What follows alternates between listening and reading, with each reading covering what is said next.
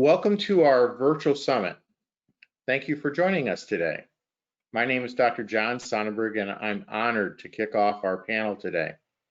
I'm the Midwest Regional Manager for eDynamic Learning and have supported technology transformation of education for over 45 years. With me today are 4 distinguished panelists who have extensive experience on this exciting topic today: expanding your CTE programs, avoiding growing pains. First on our panel today is Allie Swenson, who is the director of the Indiana Virtual Academy.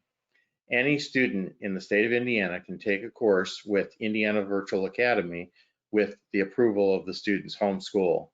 Allie began working for the Indiana Virtual Academy when it started in 2002 and was promoted to director in 2010. Also today we have panelist Chad Addy, who is the district director for CTE for Indiana's South Bend schools. Chad is a transformational educator and workforce innovator who previously served as a regional leader with the Northern Indiana Workforce Board. Next, we have Debbie Crabtree, who is the CEO of Village Virtual. Village Virtual serves students in hundreds of schools, where Debbie is helping those schools offer a variety of unique electives and CTE courses so they can support their region's needs and interests. And our 4th panelist today is Benjamin Barnett, who is a virtual instructor for proximity learning. Benjamin teaches students remotely and helps support school sites-based facilitators and instructors who handle the classroom management aspects. Together, they help provide students with unique course opportunities like cybersecurity, biotechnology, and applied engineering. Many of you provided questions when you registered for this panel, so we'll start with those questions. With so many of you on the virtual call today, you'll remain in mute, but feel free to ask any additional questions in the chat panel on the GoToWebinar window, and we'll do our best to get your questions answered. If we don't have time to address them all, we'll be sure to follow up and provide you the answers. So let's kick off our first question. Allie, as a supplemental program, why did you determine that you should add career and technology education, or CTE, courses to your catalog? Well, John, we've been using eDynamic content for electives for some time now, and we knew that it was very, very good content. We are born out of public education. We are still governed by the superintendents in the county where we were born, along with the director of the Career Center in our county, which actually serves 12 schools in bordering counties as well. In conversation with them, knowing that there have been these changes made in Perkins funding, we determined that it would be beneficial to add the prerequisite courses, some family and consumer science courses, and introductory courses that could be problematic in scheduling and funding issues for schools going forward.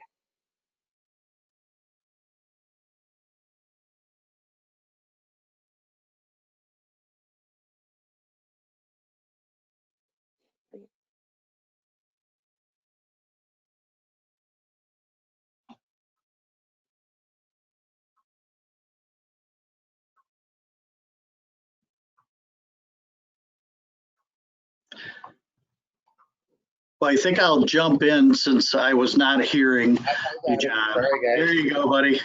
It was me. What's the direction of CTE in light of the changing workforce world? Yeah, having come out of prior to working with Career Tech Ed here in a large urban district, I worked in the workforce world with a workforce board, and time and again I'd hear my employers say, "My God, what can these kids make and what can they do?"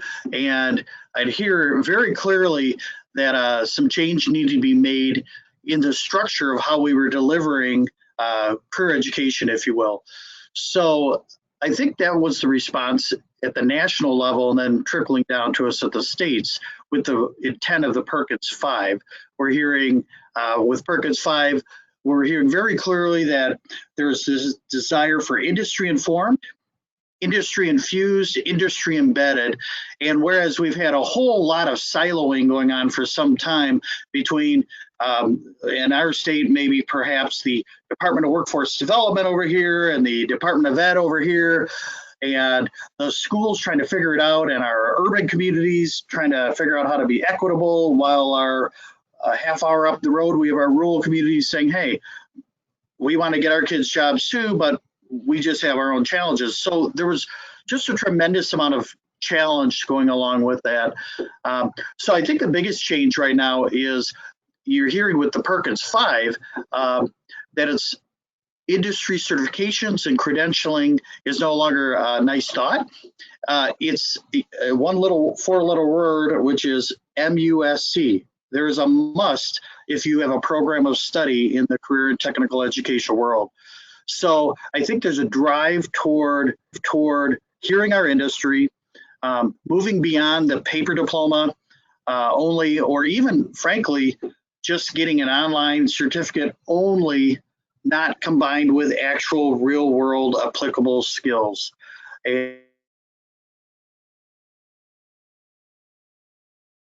Lost the audio. I think we lost your audio for a second there, Chad. I don't know if he notices yet.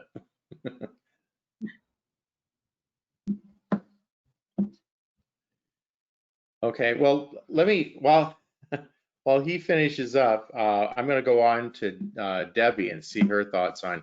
And in the next many months, but yeah. We lost you for a second, Chad. You there? I am here, and I'm not sure what the last comment was, but bottom line, industry informed, industry infused, industry embedded, get our students out of the brick and mortar, online virtual learning, which we'll talk about perhaps after a bit, how we're utilizing it to give our kids more options. Outstanding. So Debbie, we'll move on to you. You've made the decision to offer your students more CTE options. So where do you begin? Well, first, let me just say a big amen to what Chad had to say. It's right on point, Chad, and I love hearing that. So yeah, so I'm a district. I want to do this, and I want to offer online. Where do I start? So I've just broken this down into 4 steps. Step 1, I would say, is do your research. What is approved for your state? Where are jobs readily available in your area or in nearby areas where they're employing? You know, what are the opportunities open for kids? And where's there likely to be growth? Maybe there's not a job market for a renewable energy consultant in your county right now, but if ONET or the Department of Labor is showing that they're expecting growth in that area, then don't wait till the job shows up and there's no one to fill it. Be planning forward for where that growth is going to be. Will your program graduate both with an entry-level credential and with a foundation for growth? I think those are the most exciting CTE areas to offer. It's not some sort of, okay, I can do this skill and I can go get a job with this skill, but can that skill be utilized as a foundation to springboard in higher opportunities, either within company training programs or post-secondary programs, or a combination of both? And even maybe not right away. Maybe I want to just work a couple of years till I get some money in the bank. But it's great to have a skill set that leads to more opportunity. So that's some of the research I would do. And then, can you get business and industry to work? Are you doing something that really matters to them? Just like Chad was saying. Step 2 would be then, once you decide here's where the high need area is, where a need's not being addressed. And just to give you a for example, in Chattanooga, where my offices are located, we serve students all over, but in that area, we have a burgeoning logistics industry that is crying for work, but they were doing nothing in the public school system to graduate students ready to go to work in the logistics industry. So I was like, okay, here's where we need to figure this out. We need to plug something in here that meets that need and that can graduate students that are ready to develop that workforce. So then I began in step 2 to look for my courseware partners. What was already out there? Did eDynamic have some courses that could help me start to stand up that program? And in most cases, you do. So utilizing some of your content, I was able to get a start. I had to go out and look for the upper level courses in that area and found them. So you have to get creative to build out full pathways. I think that's kind of another thing that's really important to schools, is they can't just offer a one-off here and a one-off over there and a one-off over there. There's not room in a student schedule. So as a curriculum provider, if you can connect all the dots, level 1, level 2, level 3, or ever how many levels you need, that goes from entry level all the way to credential, then you've got something. Then once you've got that together, you got to market. Now, I'm an entrepreneur, so marketing is never far from my mind. You need to market no matter who you are. If you're a school and you've got an innovative program, get the word out. Use all your channels to make sure your families know about it. Not when they're juniors and seniors, but when they're in elementary school and middle school. Start preparing them, get those, implant those ideas, and so you're positioning your stuff strategically for growth. And then the final step is to be intentional in studying what worked and what didn't work, and improve in the next iteration. A lot of times I think we leave out that part. We just rush to get something out there, we get it started, and then we just assume that, okay, it's rolling. But it's really great to stop at least once a year, more often if you can, and go, are the kids really getting this? Are they getting credentialed? Are they doing well in the workplace? Why or why not? So that's my 4-step guide there. Thank you. Okay, we can't hear you again, John. Again, that's great comments, Debbie, and it kind of leads in my question for Benjamin is, how do you determine which courses are best to offer at your school? Debbie kind of went through some research processes that add to it. So what's your flavor of that? Yes, exactly. Chad and Debbie have done a good job of getting me started on that with very good comments. I think the first thing you need to do is figure out what your goal is for those courses, figure out what you're trying to accomplish. Of course, Debbie mentioned figuring out what the industry needs, and Chad did also, and also what's coming. On a personal note, when I was a principal in Cambodia, what I had to do was figure out, since study abroad was such a big focus for us, we had to figure out which foreign language to offer. And so what we decided actually was to offer French, even though everyone was also taking Chinese after school, because there's so many links between France and Cambodia, and that would enable them to study, for example, in medical school in France. And in the same way, you could figure out exactly, let's say you have a small community. I deal with a lot of students that are in very small communities and townships in Pennsylvania and different places. Maybe those communities would like to keep those people there. And if there is some sort of industry, as Debbie and Chad alluded to, that is there, then certainly we can focus on courses that will train them for that industry. But we could also focus on things that are completely virtual, like coding. Those are jobs that they could do from home. They could stay in their community with their family and their social relationships without having to go to the big city, so to speak, or to follow the job. That's what I would add to what they've said. Yeah, that's kind of interesting, that staying in their community. It's especially today, it's a running theme. We have to stay in our community, and these options for learning now add to that. So that's a great point. So let me go back to Allie, because she really does a lot to help her schools do this. So how does adding these CTE courses assist your partner schools? Because you work with the schools, you're not a separate school.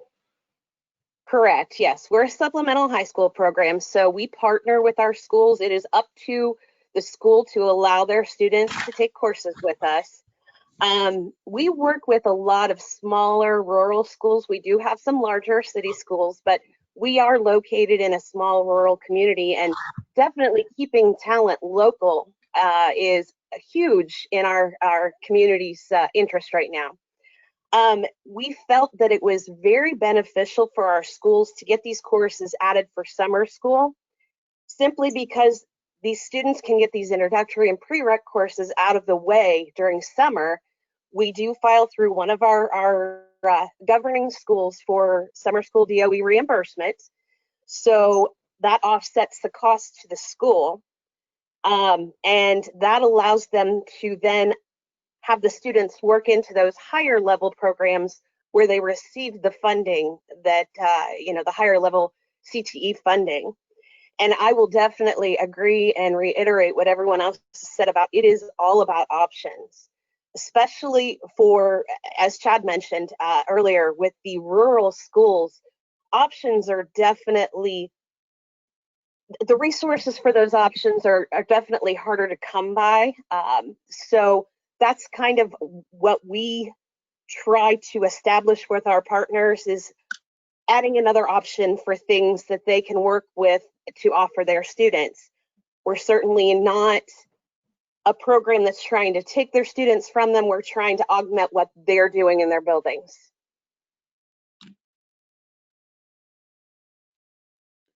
Yeah, so by keeping the kids more local, by giving them more options, I can see that really helping the partner schools. But maybe, Chad, you can get to some of the details of the Perkins 5 law that directs CTE has recently rolled out nationally, and what changes should we be aware of to maximize opportunities for the students and even some funding for the schools?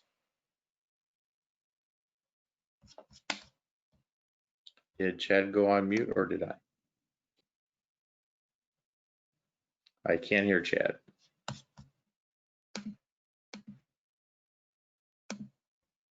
Try now, Chad. Are you unmuted? There we go. There we go. All right. Yeah, so I hit on a little bit of, yeah, I got it. With Perkins 5, we hit a little bit on the certifications and the credentials and the must end of that. But for me, what really has stood out is to maximize opportunities for students. And that whole idea that Perkins 5 is allowing us to go younger and more diverse. And what that really means is, in my world, when I think about students, I always think about if they can, they should. And in the younger, more diverse, with that mindset, we have so many kids with interests that are trying to figure it out, but yet we're putting them in boxes that are very linear. And in the linear format, we're saying, well, take this class and then the next class and this teacher, my favorite teacher in high school, I've heard about, I'm going to try to get them there. The pace of where we need to get to for these students in the range of interest and the needs that these kids have, I don't believe we will be able to meet the dictates of Perkins 5 to reach wider, younger, more diverse students in a traditional format only. So for instance, I'm aligning currently, working to align all of our middle schools. We have 7 middle schools in our large urban district with our CTE programs, which are based in 5 different high schools. For me to say I want to drop a vocational specific class in each one of those schools that mirror each other with the same tools and the same opportunities, and then they're doing woodworking and then go down the hall and do a health careers class. And then I love, Debbie, what you talked about, logistics, supply chain management, right?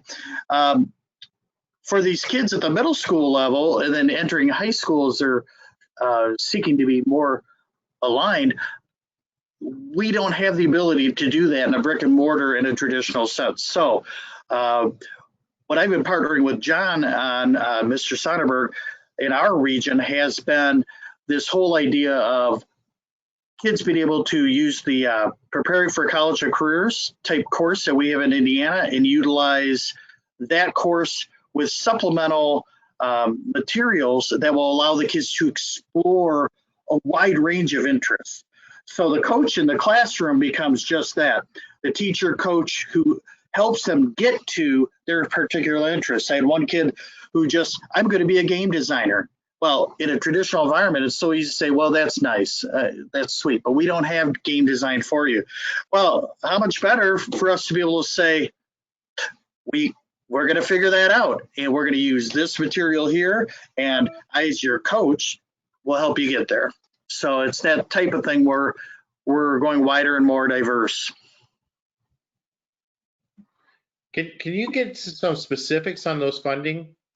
How does that work in Indiana? Indiana, we do have Perkins 5 money that it comes down. So each of our CTE districts does have Perkins dollars. It gets applied through the state and the local level differently. So I'm not sure that I want to get on the hook as far as how that works exactly, but it all is driving toward our graduation pathways law here in this state, which is, I believe, one of the foremost forward-thinking laws that is out there by way of student development. So, yeah, for me personally, I'm utilizing funding to support exactly what I was just talking about. Interesting. Okay, let's go on to Debbie here. I've got to unmute her. Okay. I really liked your comment, Chad, about the range and needs of students and allowing that through an online process. I thought that was a great comment, and how we can expand that and get additional funding. So, Debbie, how can you get business and industry partners to support your CTE programs? Well, a short answer might be feed them. I'm sorry, what was that, Debbie? Feed them. I have hosted a number. Feed them. Give them lunch.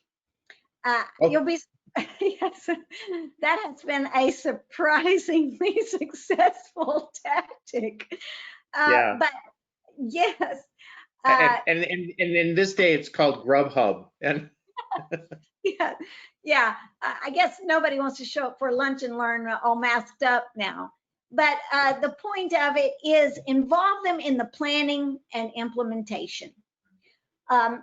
Going back to the supply chain management thing, which is one of the most recent pathways that we've launched and are so excited about.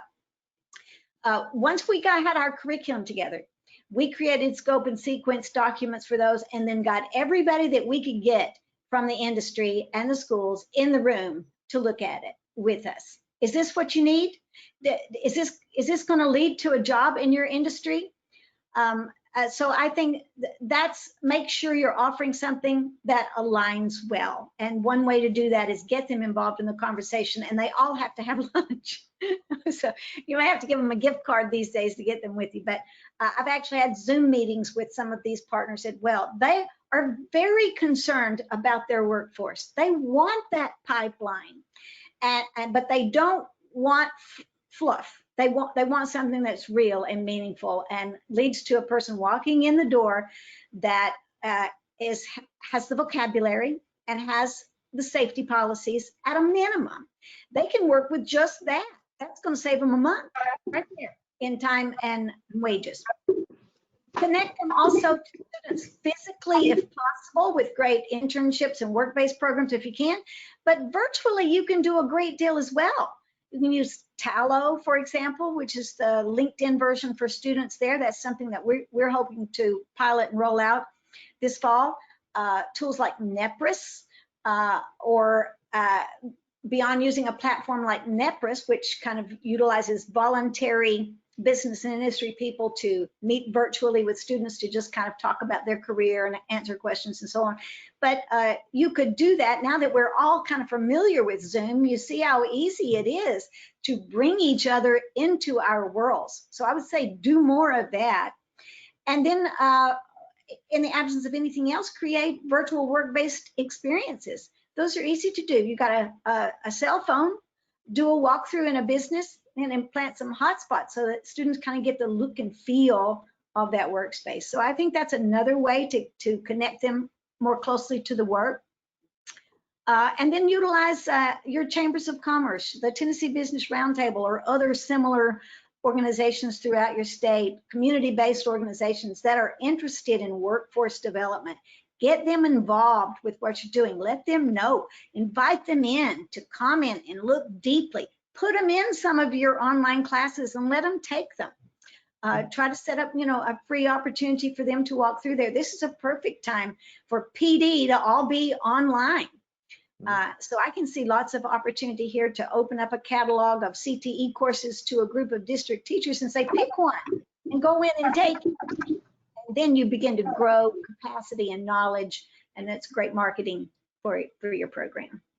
Yeah, Debbie, thank you. And I've really enjoyed like working with South Bend, because they're actually working on doing that with the Elkhart South Bend Chamber there, and it's very exciting to see.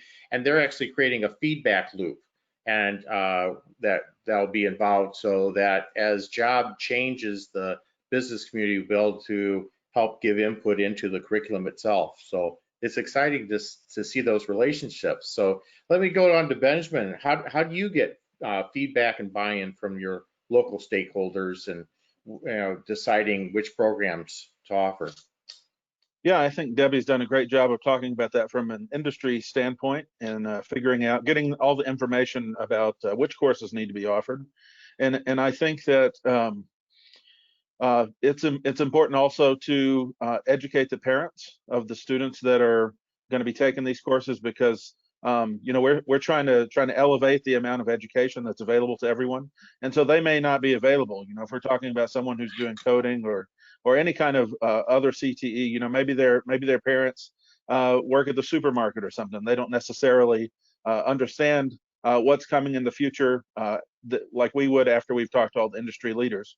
And so getting together and showing that you have the support and the information from industry is really important, and they're probably going to be pretty confident in what you're trying to get them to do, or at least accept the options.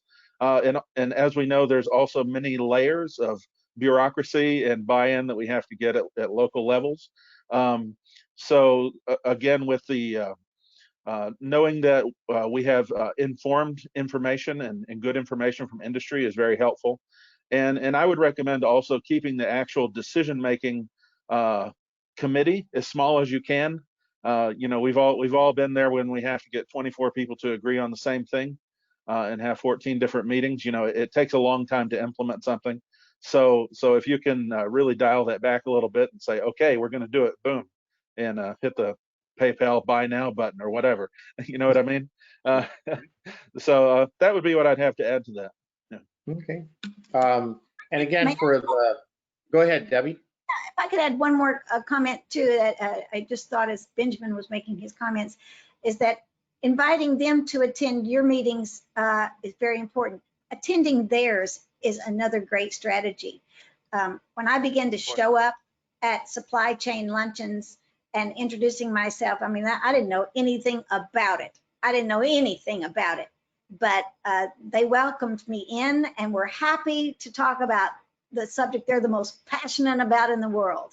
And so I began to build a relationship with them by showing that I really cared about what their problems were. And that was easy to do. Just drop into their symposiums, their meetings, their luncheons. And Debbie, I have to tell you that I've dropped in on some of the South Bend Chamber lunches, and they're a little bit better than the school cafeterias. So it's a good idea.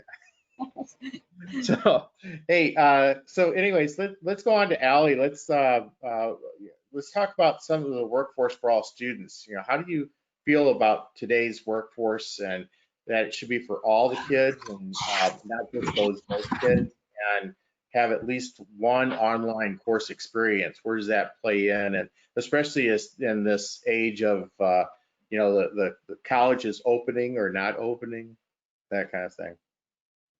Well, certainly right now it's the way things are. And I feel that with workforce training, with post-secondary, it's all online for the most part these days. Follow-up training, preliminary training. My son was working at a retail store, and all of his initial training was done online to get through those policies and procedures. Of course, you have your hands-on training with industry as well.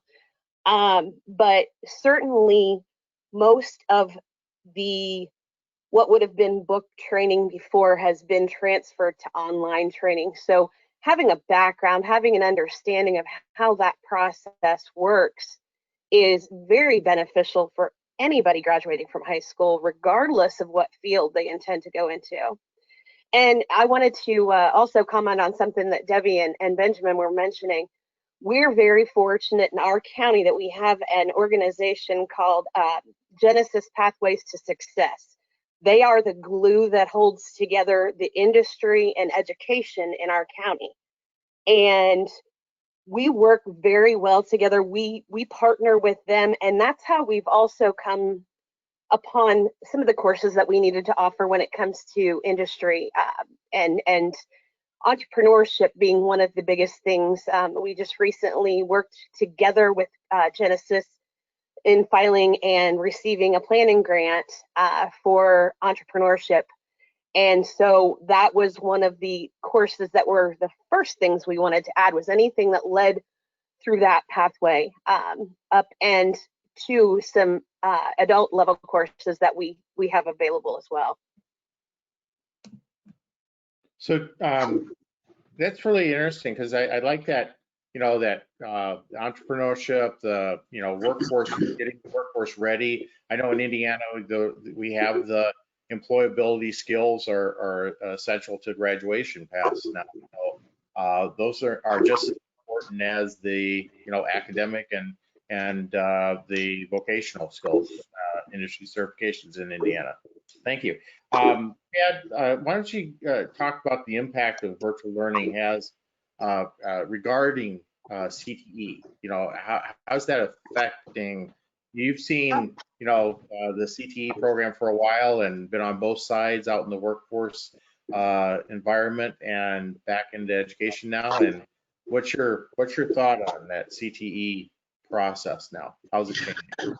Well, I love hearing words like entrepreneurship and business being embedded in this conversation with education. I think too often we've had education over here, we're doing our thing and we're just trying to get the kids moved along, we're just moving them along and that sort of thing. And gosh, we better not talk about money. But the reality is, in our day and age, for our schools to thrive, we had better get really good at being entrepreneurial within the education market.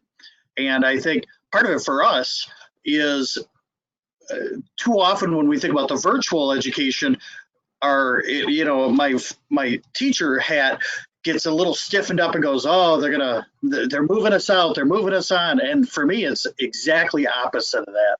In my mind, the virtual options are allowing our teachers to be exceptionally creative and to, what I'm hoping to see is to unleash them. At least in my CTE world, I want every one of my program of study teachers to be unlocked from the traditional approach they've had. So for instance, I can talk to them about, well, you need to build industry partners. You need to grow your ability to get kids out there in the workforce and to build those connections.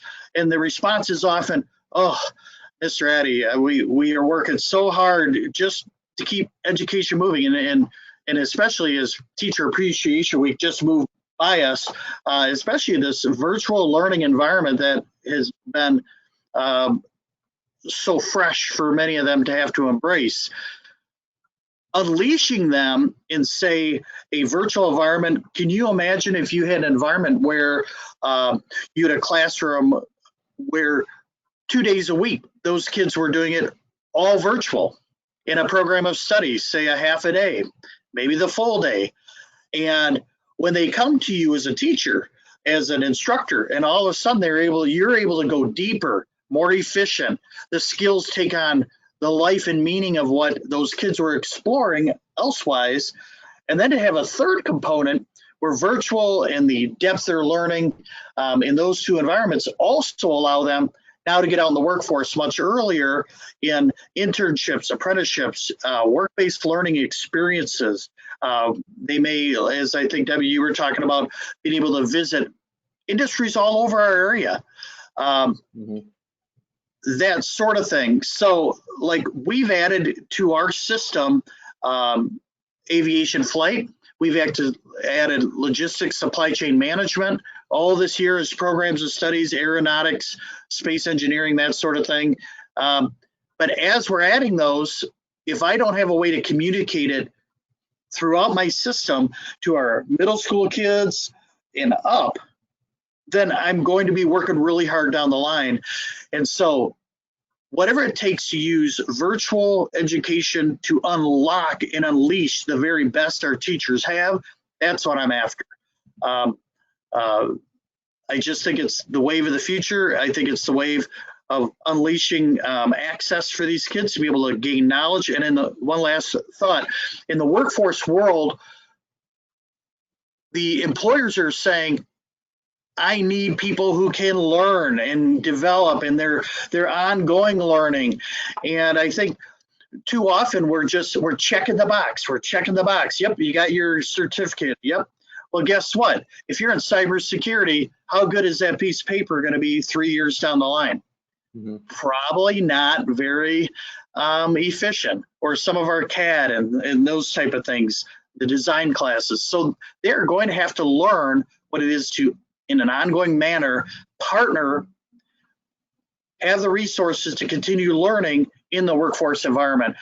They're not going to learn that once they get in the workforce, or they may have to survive, but it certainly would be better for them to learn that while they're with us. And so that's my goal, is to unlock and unleash our teachers and say, dream big, and open up the doors for these kids in a way, and really allow these kids to learn that they can open up their own doors too, and not have to wait for us. Yeah, I think it's a great point, because I think that's what we're seeing right now, is this unlocking of the doors for a bunch of different things. And one of my favorite kind of questions or concepts, and I'm going to turn this over to Debbie to answer, but you know, I've had this question before, so I'm going to let you go and speak freely, Debbie. Can online CTE courses really prepare my students for the world of work? I say absolutely, if you're doing it right. Does anybody disagree with that on the panel? Dead on, right? That's right. So, and I don't think that you wait until they're in high school. You start early. As Chad pointed out, Perkins 5 is trying to push that down into elementary school. I say, yes, absolutely.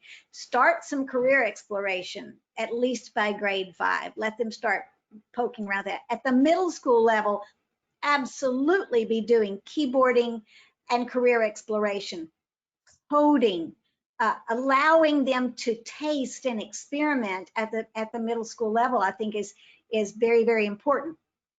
I think that schools should be functioning as incubators of talent. That, I think, is kind of a little bit of what Chad was saying as well. Help me discover my passion.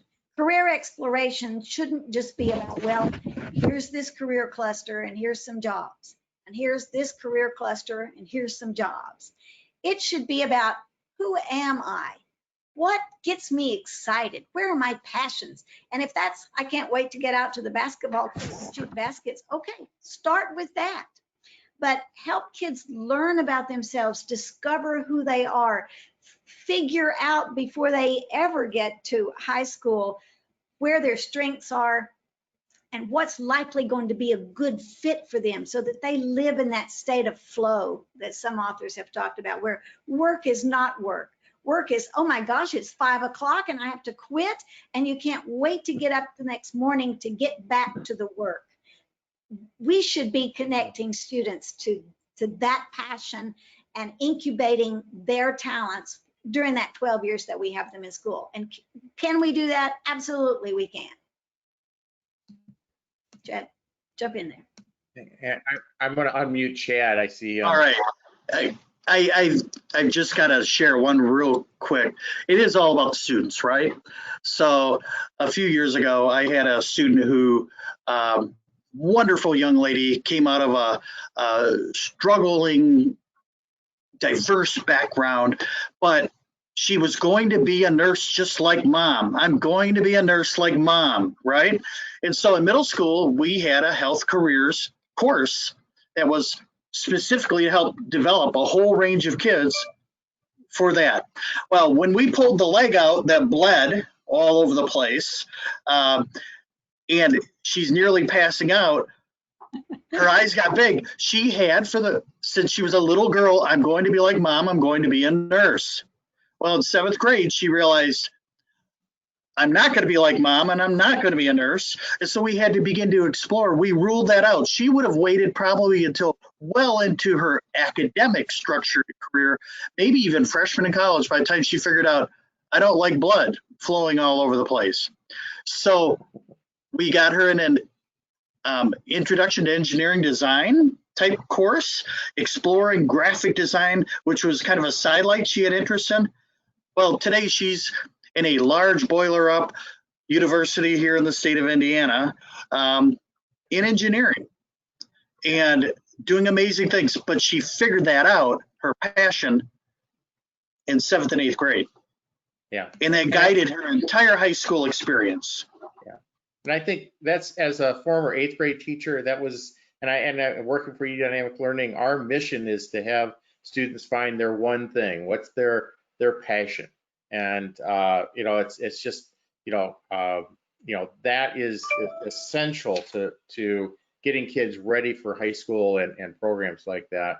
So in doing that, Benjamin, how do you decide when to make a change to a program you're offering to better meet the needs of your kids? Let's talk about that a little bit. Yeah, certainly. As we've all talked about, we spend a lot of time and effort developing these programs. And one thing we have to remember is sometimes it just doesn't work out. Whatever we're trying to do, we've got to put our ego aside and remember, what this is about the kids. This is not about, my name's on some plaque somewhere 50 years from now that I had a great CTE program. So we have to be flexible. We have to get ourselves out of the way and not be afraid to make a change when we see that a change needs to be made. That's easier to do with online programs. Sometimes as an instructor, I get a lot of questions from facilitators and everybody else. Can we do this? Can we do that? Absolutely. We can do whatever you need to do. And if that means that a student needs to exit a course early and start something else rather than wasting their whole year, well, let's do that. They've only got so much time in school, and let's figure out what works. Let's use those feedback loops that Debbie was talking about and help set them up for success. Yeah, that's what it's about, guys. So, hey, we got about 10 minutes left, and I'm going to go on to some other questions, and we're going to walk through those questions with all the panels. So if it applies to you and you want to make a comment, if not, you can just pass it on. But I'll on this one, I'll start with Chad because I had started with Ali before. I'll pick on Chad now. Let me make sure I unmute you. I think you can talk now, Chad. So how do students demonstrate and teach effectively demonstrate hands-on skills like welding and other things in an online environment? How would they do that? Yeah, I would. Can't do those kind of things in online course. Yeah, and I'll caveat this with, I am not the expert. The expert would be those teachers that are out there doing that right now in this virtual learning environment. And some of my own staff were like, at the beginning of the process of this quarantine, were saying, we're not going to be doing a whole lot of anything. And yet I've seen them one by one figure it out, right? So I've seen the live demonstrations, and then for students to be able to reciprocate beyond that. But I would say for me, I'm not an expert in knowing how that looks, but I do know there are experts out there getting it done because I've been watching them online, figuring it out. So I guess at this point, I'm somewhat of a student as a CTE director, wanting to see how we do expand that. And all transparency, those of us who are CTE leaders, directors, oftentimes it's hard for us to see beyond the traditional VOC model. My kids are in my class. I'm walking them through them, pick up your board, take out your tape measure, that sort of thing. So I'm looking forward to those of you out there, perhaps on this panel and beyond, who can help us figure that out. So that's the invitation from us, is what does that look like? I can chime in Debbie? with a thought.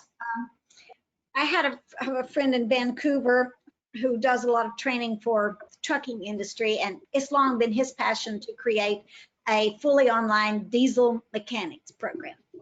Mhm. And we poked at this on and off over the years. And he had developed some models that he showed me on his iPad. And he said, this is what I envision. He said, here, you can take these virtual tools and you pick the right tool and you go over to your virtual engine and you unscrew that bolt. You have to put that bolt over here because later on you're going to have to put it back. And he had built this entire virtual experience. And he said, what I envision is that students complete this over in the classroom maybe and do these virtual simulations. And then when they go out in the shop where there's a real engine and a real truck, they take that iPad with them. And they're like, oh, okay, I need to, what was that first thing I need to do? And they've got that reference with, well, what does that tool look like? So I think in that model, you can begin to see the beginnings of how you could do some things that typically we would go, oh no, you've got to be with the stuff itself. You've got to have the torch in hand or you can't teach any of that stuff. Well, I think probably we can build pretty amazing virtual experiences that allow students to simulate that and transfer that. Then, I mean, obviously you don't want someone fixing your brakes that's only fixed them in a virtual world, right? But they can certainly learn a lot. Yeah, but it would help them. And what you're saying, Debbie, is it would help them to have, when they actually are working on a brake, to know exactly what they're doing. Right. So that their quality time when they're actually doing the hands-on, and you do the online to prepare for that. That's great comment. Benjamin, you want to add to that? Yeah, sure, Debbie. It's funny that you mentioned that because when I was in high school, I was on the college track and I also wanted to take diesel mechanics, but it was impossible, right? And so I want to know, has he figured out a way for you to hit your knuckles on something while you're doing that virtual diesel mechanic one? Make sure you. I don't know, but I'll definitely ask him. He needs to fill that in. There's an app, it's called Virtual Grease, and it's really good. Allie, you want to add anything? Well, I can say certainly from the perspective of having offered online courses, including science courses that have a lab component, that since 2002, there are ways to initiate things, kitchen labs and those sorts of things for online courses when you're dealing with a summer school program like we have. So it's definitely doable. It gets students familiar with what the process is before they're actually hands-on. So like if they're doing auto shop, they can learn a lot of the stuff, and I've worked a lot on cars.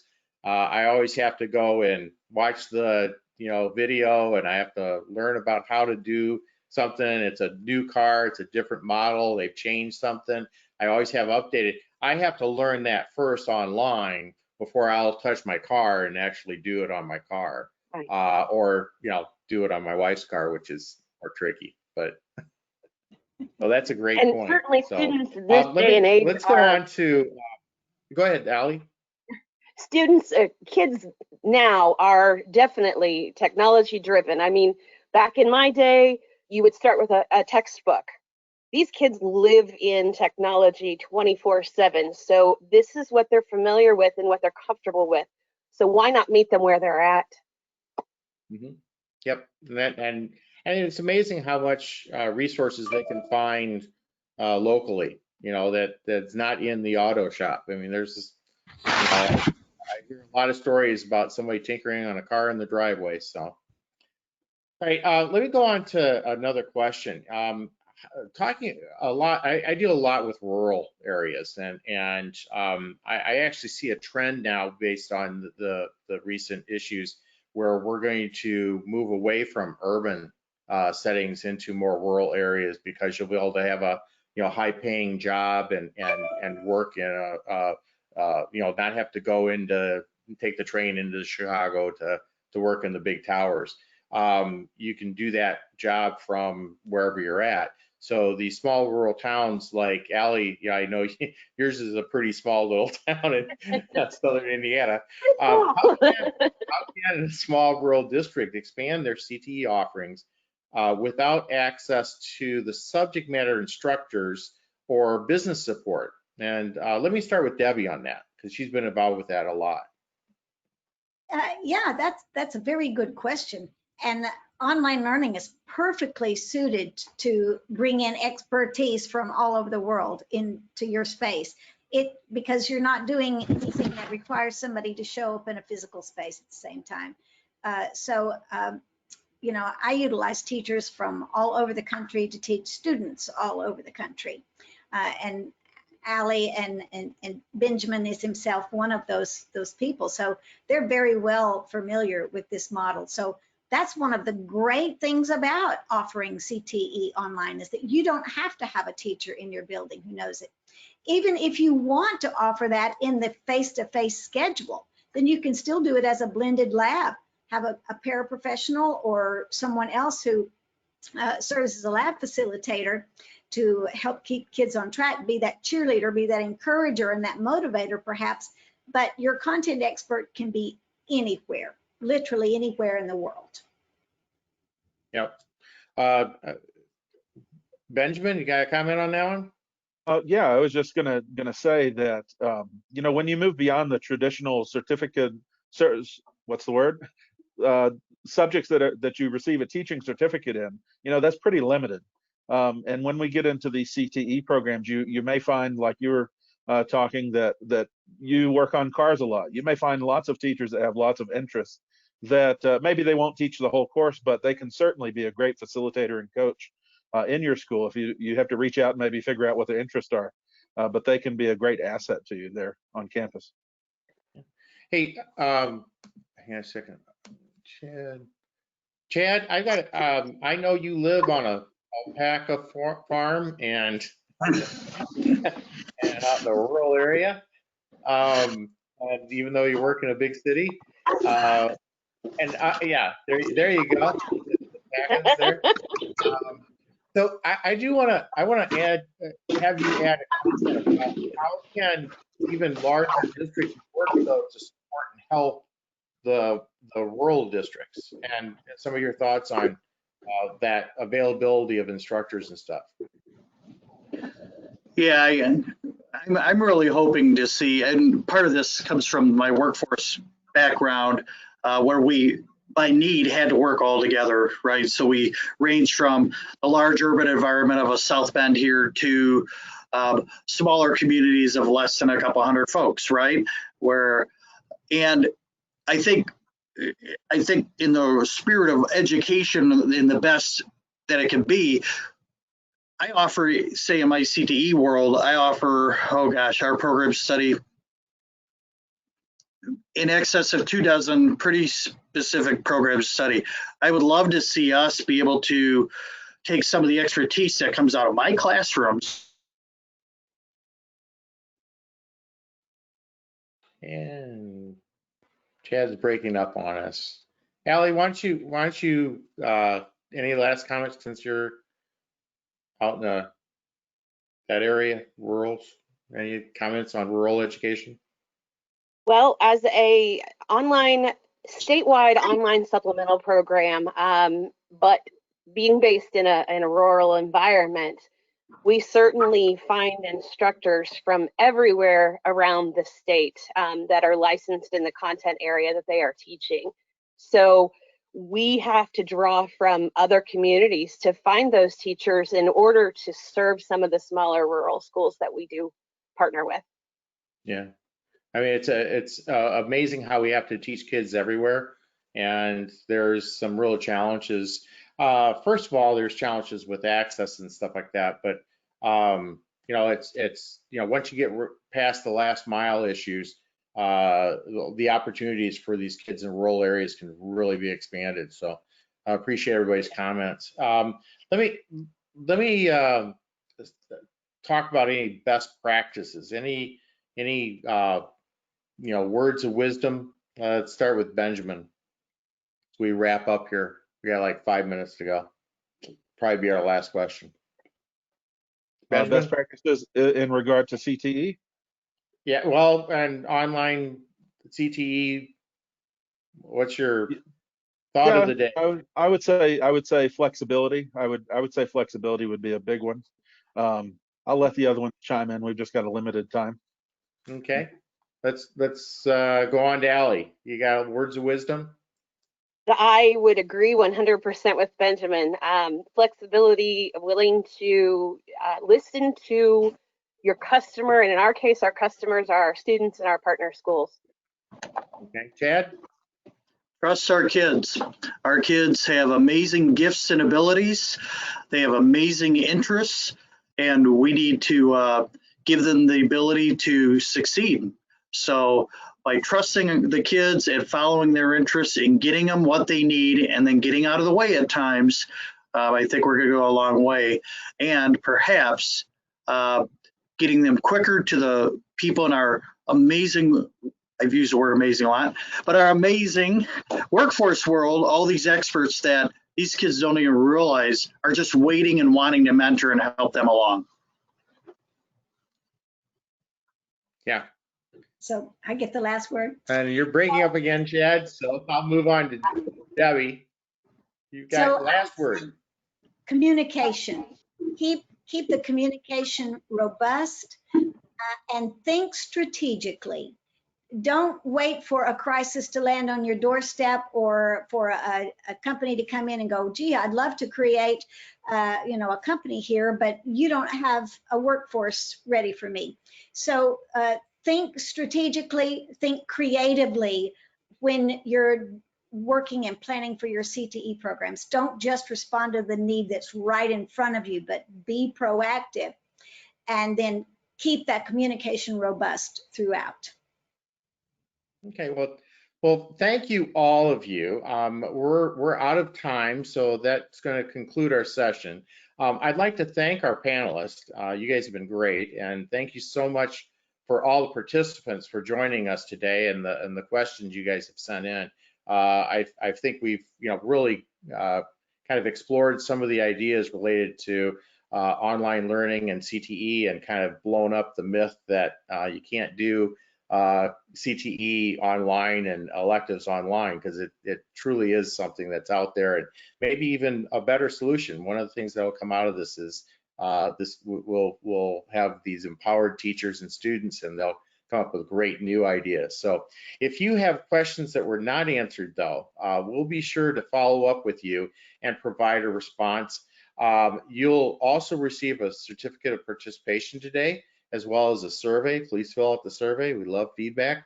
If you would like more information from any of the panelists, feel free to reach out to hello@eDynamicLearning.com. Just send an email to hello@eDynamicLearning.com, and we'll get you connected to them. Also, you're welcome to register for any additional sessions. So go to the tinyurl.com/EDL Summit. So tinyurl.com/EDL Summit. And again, thank you, everybody, and have a wonderful day, and stay healthy. Wash your hands. Bye, everybody. Bye.